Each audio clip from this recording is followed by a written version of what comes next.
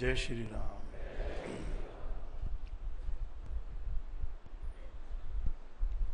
मेरे राम तेरी जय हो।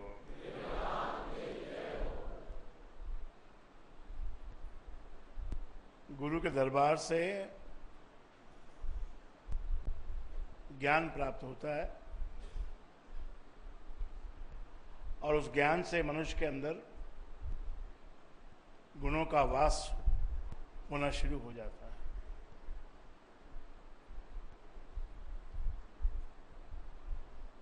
सबसे पहले गुरु जो कहता है उसको मानो और उसको अपने आचरण में लेके आओ।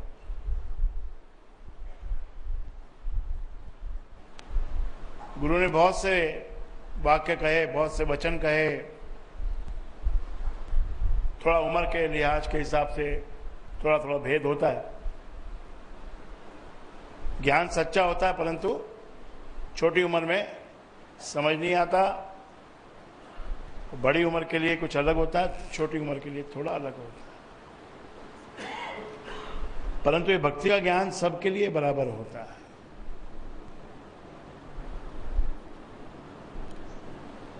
पहले यम और नियमों का पालन करो।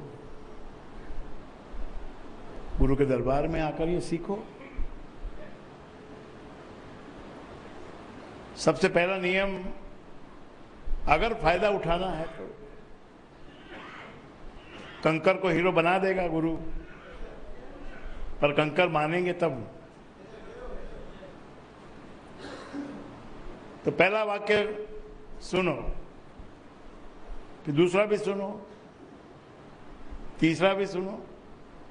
जो वाक्य कहे उसको सुनो ध्यान से। जितना ध्यान जो देगा उतने जल्दी वो हीरो बन जाएगा या कंकर से सोना बन जाएगा। वही मनुष्य सोना बन सकता है, वही मनुष्य कंकर बन सकता है। कंकर की कोई कीमत नहीं, रास्ते में पड़ा होता है तो ठोकर मार के उसको उड़ा दिया जाता है।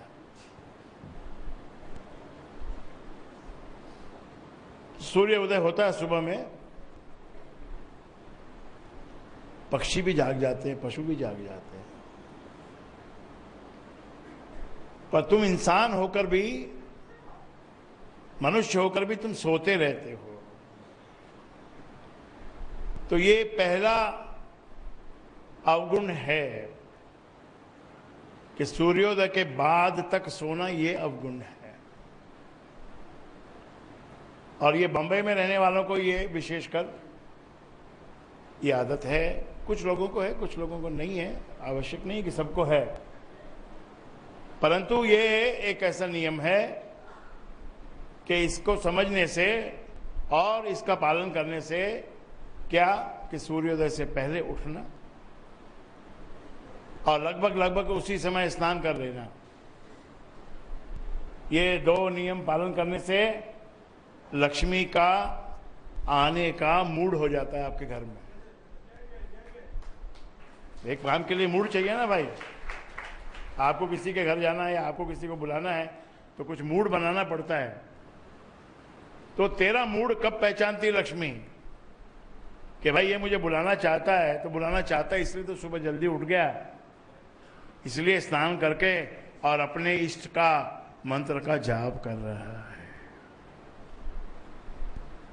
ये रियल क्वालिफिकेशन है। करोड़पति, अरबपति और पशुपति बनने के लिए ये क्वालिफिकेशन है। सच्चे मन से काम करो। ज्यादा काम करने से पैसा आएगा ऐसी गलत फहमी में मत रहो। करेक्ट पर्सपेक्टिव में काम करो।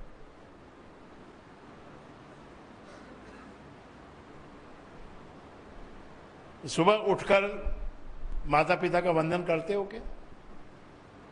यहां सत्संग में आने वाले तो जो भी हैं सब करते होंगे, ऐसा मेरा विश्वास है, और करते ही हैं। हाथ उठाने की जरूरत नहीं, यहां से ये संस्कार तो मिलता है। ये माता पिता को सवेरे सवेरे जाके अभिवादन करना, उनकी मुख की प्रसन्नता को उकसाना, जगाना, यही एक प्रकार की लक्ष्मी है। यही एक प्रकार का धन है। यही सबसे बड़ी गुरु की कृपा है कि तुम हंसते हुए उठो और अपने और घर के सदस्यों को भी मुस्कुराते हुए उन सबके साथ अभिवादन करो। धन कपाट में कितना रखा है उससे कोई फर्क नहीं पड़ेगा। अगर सबके साथ में आपस में लड़ाई है, कोई सुंदरता नहीं, कोई स्माइल नहीं, कोई सहृदयता नहीं, कैसे आपको जीवन, धन से क्या हो जाएगा? धन से कुछ नहीं हो जाएगा मेरे भाई। पहली बात तो धन आएगा ही नहीं ऐसे घर में। पहले का होगा तो अलग बात है, नया तो नहीं आएगा। तो बहू में भी अच्छे सुबह उठें, स्नान करें, और जो बड़े हैं वो घर में बच्चों को प्यार दें। सुबह घर में आरती हो, पूजा हो, अमृतवाणी का पाठ हो, ऐसा शुभ कोई शुभ क्रिया, योगा हो। परंतु योगा का मतलब ये नहीं कि योगा ही करते रहो, या यही सोचते रहो कि योगा से सब कुछ हो जाएगा। योगा वाले बहुत बोलते हैं इससे ये हो जाता है, इससे वो हो जाता है, पर हमने तो कभी देखा नहीं ऐसा होते हुए। योगियों के साथ ही नहीं होता तो तुम्हारे साथ क्या होगा?